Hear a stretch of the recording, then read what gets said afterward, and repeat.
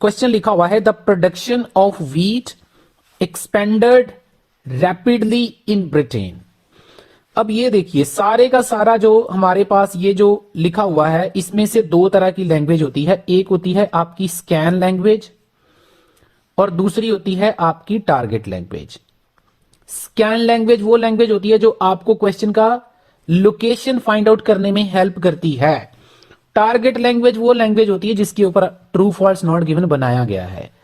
अब ये सारे का सारा जो ट्रू फॉल्स का जो क्वेश्चन लिखा हुआ है इसमें ये जैसे ये ब्रिटेन है, प्रोडक्शन वर्ड है, वीट है, एक्सपेंडेड है, रैपिडली है, ये सारे वर्ड्स लिखे हुए हैं। अब ये सारे वर्ड्स में से अगर हम स्कैनिंग लैंग्वेज की बात करें तो ये सारी की सारी अभी मैं जो अंडरलाइन करने जा रहा हूं ये सारी की सारी जो है वो स्कैनिंग लैंग्वेज है। ब्रिटेन जो है वो भी हमारी स्कैनिंग लैंग्वेज है। लेकिन उसके बाद अगर हम बात करें रैपिडली वर्ड की तो रैपिडली जो है वो आपकी यहां पे टेस्टिंग आपकी टारगेट लैंग्वेज है। ठीक है जी।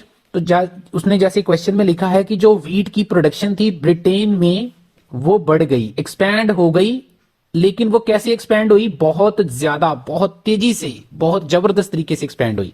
अब इसका टेक्स्ट रीड आउट करके देखते हैं। इसने लिखा है once the use of pesticides in England went up over last 2 decades, comma, this comma is also very important, the productivity of wheat also increased from 11,000 metric tons annually to 13,000 metric tons। तो देखिए यहां पे clearly उसने लिखा है कि England में जब उन्होंने पेस्टिसाइड्स यूज करने शुरू किए हैं पिछले 2 डेकेड से, तो इसकी जो व्हीट की प्रोडक्टिविटी है वो भी 11,000 मीट्रिक टन से बढ़ के 30 मीट्रिक टन हो गई है। बहुत सारे स्टूडेंट इसका आंसर लगाएंगे ट्रू, बट इसका आंसर जो है वो है नॉट गिवन। इसका आंसर नॉट गिवन क्यों है? क्योंकि आपका एग्जामिनर सिर्फ आपको ये टेस्ट कर रहा है कि आप ये जो सारा टेक्स्ट रीड आउट कर रहे हो तो इस टेक्स्ट को पढ़ने के बाद आपको रैपिडली वर्ड के बारे में कहीं कुछ इंफॉर्मेशन मिल रही है या नहीं मिल रही है। बाकी तो सारी इंफॉर्मेशन यहां पे मिल गई है, लेकिन जो उसकी टारगेट लैंग्वेज थी वो यहां पे कुछ नहीं लिखा है। तो उसने सीधा लिखा है इतनी प्रोडक्टिविटी हो गई, इतनी पहले थी, यहां से बढ़ के इतनी हो गई। तो इसमें कहीं भी नहीं लिखा है कि ये रैपिडली हुई है या स्लोली हुई है। तो इसलिए इसका आंसर जो है वो आपका नॉट गिवन आ जाएगा। नेक्स्ट क्वेश्चन पे चलते हैं। जैसे उसने लिखा है the cork oak has the thickest bark of any living tree. यहां पे देखिए ये कोरक ओक है, बारक है, एनी लिविंग ट्रीज है, ये सारी स्कैन लैंग्वेज। यहां पे एग्जामिनर जो आपकी टेस्टिंग कर रहा है वो सिर्फ और सिर्फ ये एक एडजेक्टिव है।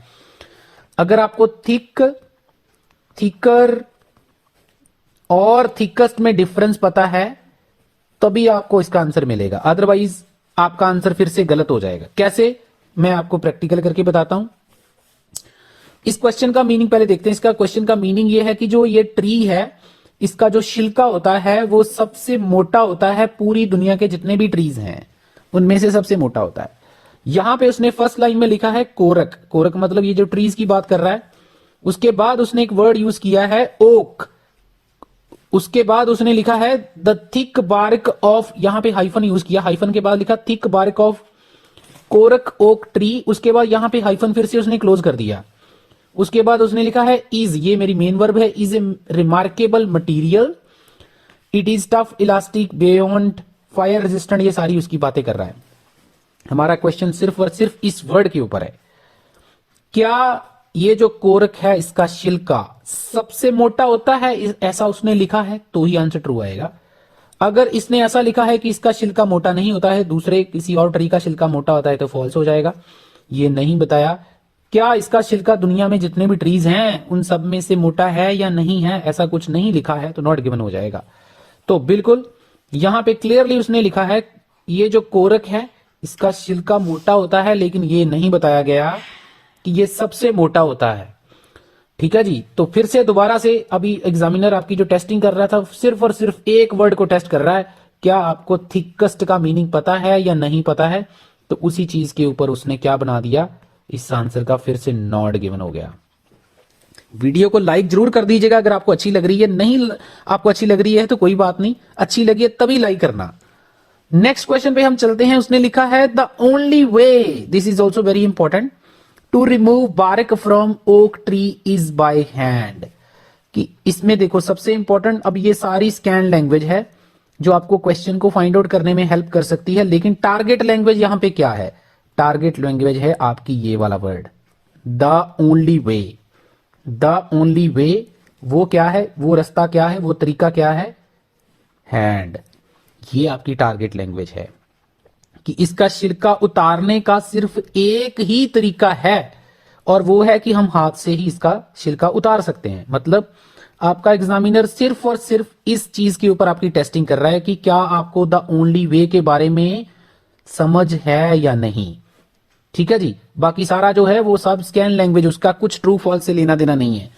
तो इसको हम रीड आउट करते हैं। यहां पे इसने लिखा है cork harvesting is very specialised profession, no mechanical means of stripping cork bark has been invented, so job is done by teams of highly skilled profession। यहां पे इसने दो तरीके से स्टूडेंट को मार्क देने की कोशिश करी है, स्टूडेंट को बीट करने की कोशिश कर रहा है एग्जामिनर आपका। यहां पे एक तो उसने इसकी वोकैबुलरी थोड़ी सी चेंज करी है।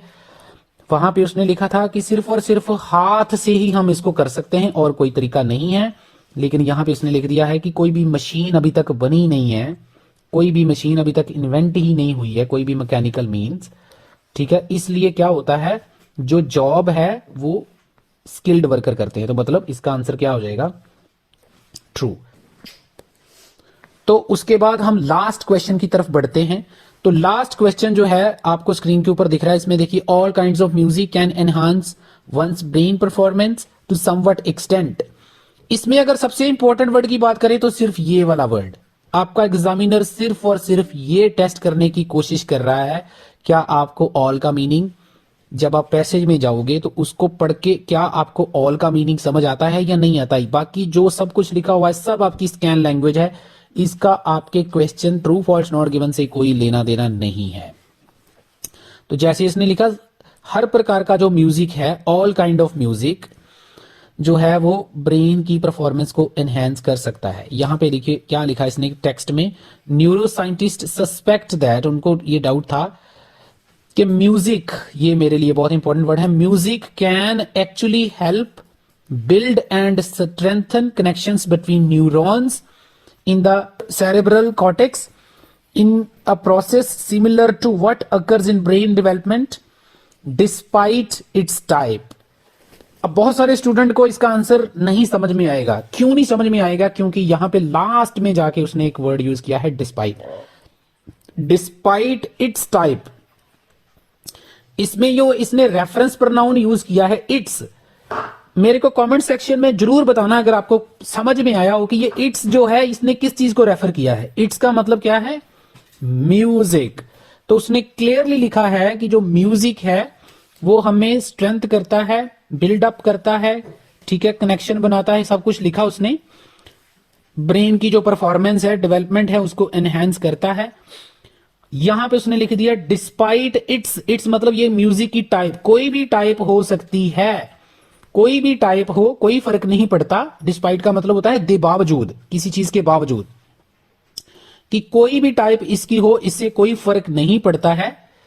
और ये जो म्यूजिक है ये हमें एनहांस करता है। तो यहां पे भी इसने सेम ही लिखा था कि हर प्रकार का म्यूजिक जो है वो ब्रेन की परफॉर्मेंस को एनहांस करता है। तो आंसर जो है इसका क्या आ जाएगा? ट्रू। तो होपफुली आपको ये लेसन काफी हेल्पफुल लगा होगा। जिन स्टूडेंट्स को चाहिए ऑनलाइन क्लासेस, स्क्रीन पे नंबर आपके सामने है, ऐसे ही स्टूडेंट्स को पढ़ाया जाता है क्लास में भी। और आप लोगों को अपना टाइम खराब करने की जरूरत नहीं है, ना ही आईडीपी को गालियां देने की जरूरत है, क्योंकि आईडीपी का कोई कसूर नहीं है। आपको अपने अंदर कमियां ढूंढनी, जो मैंने टर्म्स स्टार्टिंग में बताई थी आपको, आप देख सकते हैं, जैसे एडवर्ब, ठीक है, एडजेक्टिव। अब यहाँ पे ऑल जो वर्ड था वो एडजेक्टिव था, ठीक है, ऑल जो वर्ड था, और जो रैपिडली वर्ड था वो एडवर्ब थी, ठीक है। बाकी मैंने मेन वर्ब जो थी वो इसमें जैसे एक्सपेंडेड, ठीक है, ये बहुत इंपॉर्टेंट होती हैं हमारे लिए जब भी हम true false not given solve करते हैं। तो प्लीज वीडियो को लाइक और चैनल को जरूर सब्सक्राइब करके रख लीजिए, ऐसी वीडियोस आपको हमेशा मिलती रहेंगी।